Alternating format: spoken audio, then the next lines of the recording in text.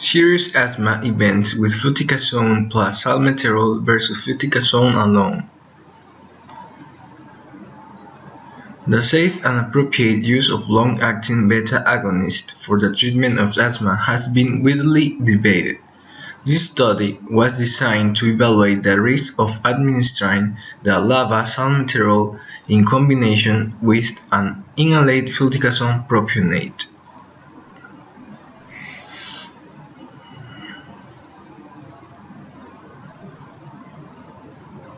Asthma is a chronic long-term condition that can be managed but not cured. Asthma affects the airways of your lungs. It causes the airways to narrow and swell, resulting in wheezing and difficulty breathing. During breathing or respiration, air goes in through our nose or mouth to the upper airways, at which point it reaches the windpipe, which branches into two large bronchi to reach the lungs. The lungs are protected by the rib cage, which also contains the muscles that control your breathing. In asthma, the airways are oversensitive and easily irritated by certain triggers, called asthmatic triggers. Most people with asthma are described as atopic, meaning they have an allergic type reaction to external triggers, such as house dust mites, pollen, cigarette smoke, animal fur, and chest infections. However, for some people, the onset of asthma is unpredictable and may be caused by anxiety, stress, or even laughter. An asthmatic trigger causes the airway walls to swell and the muscles around the airways to contract. The airways narrow, and breathing through them produces a whistling sound called wheezing. Mucus is produced from the lining of the airways, which clogs up the narrowed airways further and causes coughing. This makes normal breathing more difficult, producing symptoms of asthma that can be mild, moderate, or severe and life-threatening, where hospital treatment is needed. The narrowing of the airways is reversible if the trigger is removed, or if the inflammation is treated medically. Therefore, preventative treatment is used and can be managed by the patient themselves. An acute asthma attack requires medical intervention, but the type of intervention depends on the severity of the attack. For more information, visit. In this multicenter randomized double-blind trial, adolescents and adult patients with persistent asthma were assigned to receive either fluticasone with salmeterol or fluticasone alone for 26 weeks. All the patients had a story of severe asthma exacerbation in the year before randomization but not during the previous month. Patients were excluded for the trial if they had a history of life-threatening or unstable asthma.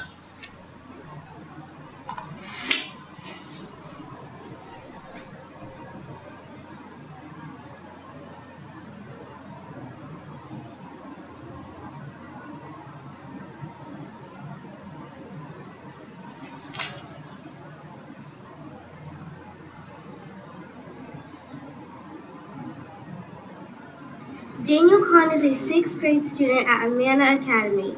He is going to be a positive change by raising awareness on air quality and asthma-related incidents. He will make a connection to our EL design learning principle, having wonderful ideas in the natural world.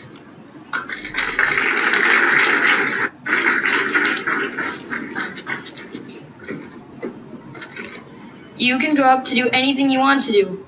You can play football, soccer, and baseball. You can also exercise, run, and swim. What if you can't?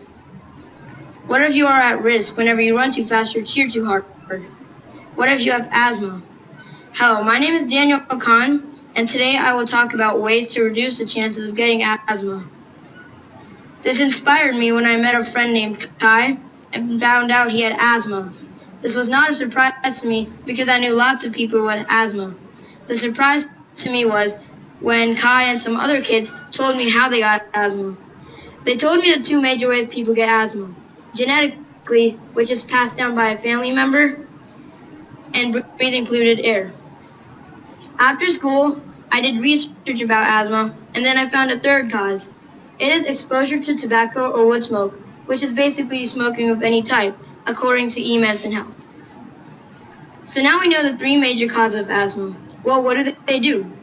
The immune system is comprised of different cells and organs that work together to protect the body from infection. When it detects one of these threats, commonly known as invaders, the immune system sets off a series of reactions that help fight off the invader. This causes the production of mucus and causes the symptoms of an asthma attack. So when my friend Kai has an asthma attack, this is what he goes through. Do you know how hard it is for someone who is experiencing an asthma attack to breathe? Well, let's try it. For this exercise, you will receive a straw. If you have asthma, you can skip this exercise. Okay, so first please stand up. Make sure you have no phones or keys in your pockets. If you do, please set them on your chair.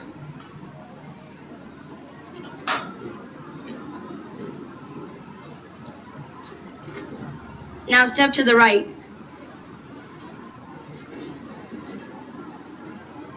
You will run in place for about 10 seconds. So let's start.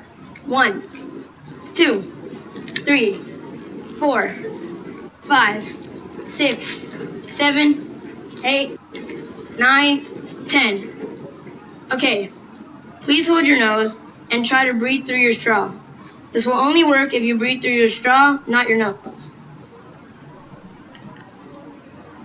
After you are done, you can take a seat.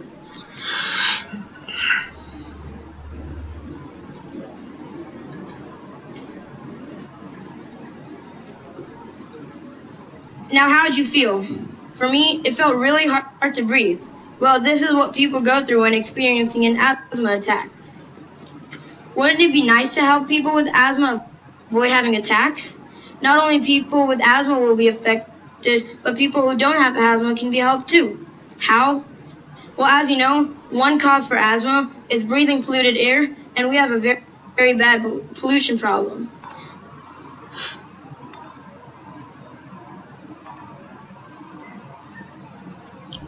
Pros and cons.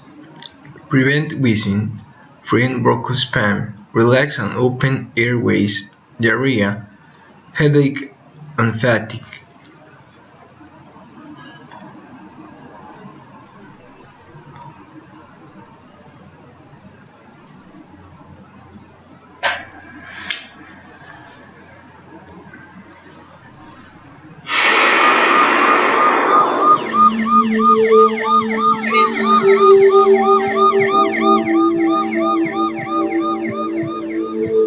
Fifteen-year-old Chris is having a severe asthma attack. His immune system has made what could be a fatal mistake and is shutting down his airways. Without help from the medical team, Chris's body may shut down completely. You're not going to die. You're not going to die. You'll be okay. The breathing tubes in Chris's chest are squeezing tightly shut and filling with sticky mucus, blocking his vital oxygen supply. If he's not treated soon, he will die. This is a really life-threatening episode of asthma. Asthma is pretty common in our community, and most of the time it's not this life-threatening, but this one is quite serious. Chris's allergic reaction has tricked his immune system into shutting down his airways, blocking vital oxygen to the rest of his body. The drugs are supposed to help the muscles around Chris's airways to relax, but there is a problem. The mucus stops the drugs from reaching his blood supply. To the bone to try and help it out, because sometimes the lungs close down too much for this stuff to work. So Time is running out. Chris's body takes emergency action. His shoulders and neck muscles swing into action to help inflate his lungs. But even this is not working. As the pressure mounts, the team must find a treatment to get the drugs past the mucus. Chris is by no means an isolated case. 1 in 9 Australian children suffer from asthma, but for Chris, the situation is looking dangerous. Chris is currently having Ventolin or Salmeterol through a nebulizer, which he's breathing into his lungs. This acts on the muscles around the small airways and helps to open them up. Unfortunately, sometimes when the airways are very closed down, the salbutamol doesn't reach the areas that it needs to get to. The inhaled Ventolin is not working, then we often will go to a different form of medication. Again, a relaxant for the muscles around the small airways, and it helps to open those airways up, and it's given as a one-off dose over about 10-15 minutes in severe asthma.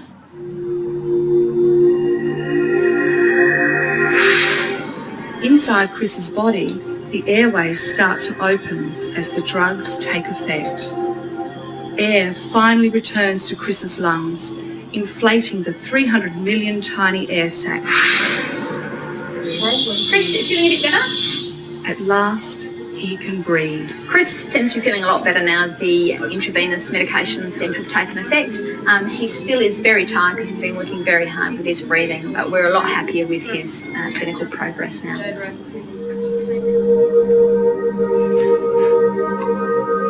Chris was admitted.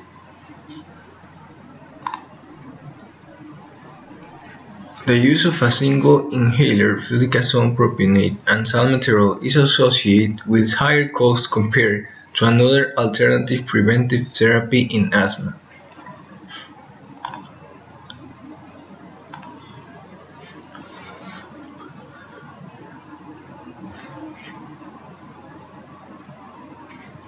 Let's discuss asthma.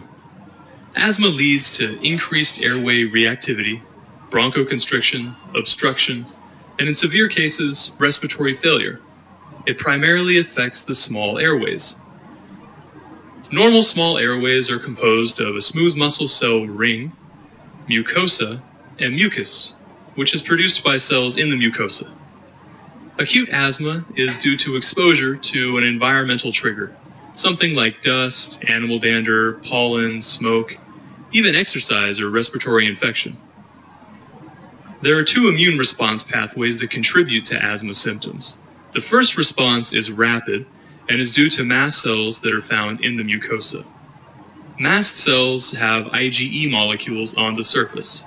When these bind an antigen, like part of an allergen, the granules in the mast cell release histamine and pro-inflammatory substances.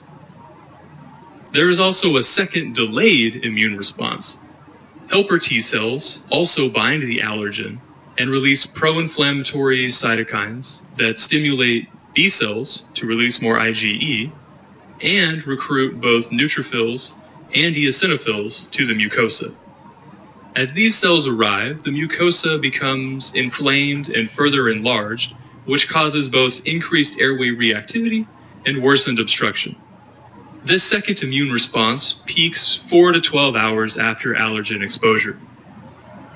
Both the immediate mast cell response and the delayed immune response cause small airway changes. The smooth muscle layer becomes thickened and contracted due to bronchospasm. In the small airways, smooth muscle contraction is induced by histamine and leukotrienes binding to specific receptors on the cell membrane.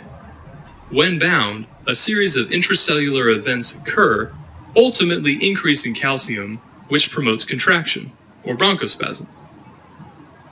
Also note that the mucosa is enlarged and there is increased mucus. The small airways narrow, resulting in the characteristic wheezing and air trapping of asthma. The goal of asthma management is to relieve bronchoconstriction and prevent respiratory failure. Smooth muscle cells also have muscarinic receptors that bind acetylcholine, as well as beta-2 adrenergic receptors. The muscarinic receptors promote contraction, whereas the beta-adrenergic receptors promote relaxation. First-line therapy is typically a combination of an inhaled beta-2 agonist, like albuterol, and an inhaled muscarinic antagonist, like ipratropium. These work to counteract the effects of histamine and leukotrienes. Let's look back at the smooth muscle cell. There are beta-2 receptors, where albuterol binds, and acetylcholine receptors, where ipratropium binds. Albuterol leads to smooth muscle relaxation by decreasing intracellular calcium, and ipratropium prevents acetylcholine from binding, impairing smooth muscle contraction. The peak effect is within 15 to 30 minutes. Steroids are also routinely given. Steroids impair the helper T cell pathway with various anti-inflammatory effects. It should be given early to block the delayed onset of this immune response. If unchecked, mucosal inflammation can create a vicious cycle where the mucosa becomes hypersensitized, and repeated allergen exposure can result in severe asthma symptoms and potentially respiratory failure. The next step up is magnesium sulfate, which has several effects throughout the asthma pathways we've discussed. It promotes bronchodilation, presumably by acting as a calcium antagonist. It enhances the effects of your beta-2 agonists like albuterol. It impairs acetylcholine release, and it decreases histamine release. Finally, we have terbutaline. Terbutaline, like albuterol, is a selective beta-2 agonist, so it works on the same receptor. It has a worse side effect profile than albuterol, but can be a benefit because it is given IV, making it easier to achieve a therapeutic effect in the small airways. Untreated severe asthma leads to respiratory failure, and respiratory support should always be paired with medications. First line is oxygen. If patients are still in distress despite oxygen and medications, consider positive pressure ventilation or even intubation.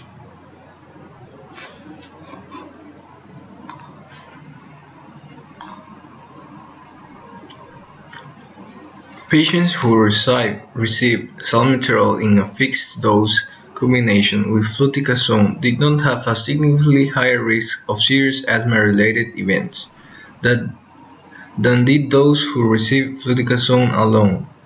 Patients who received fluticasone salmeterol had fewer severe asthma exacerbations than did those in the fluticasone-only group.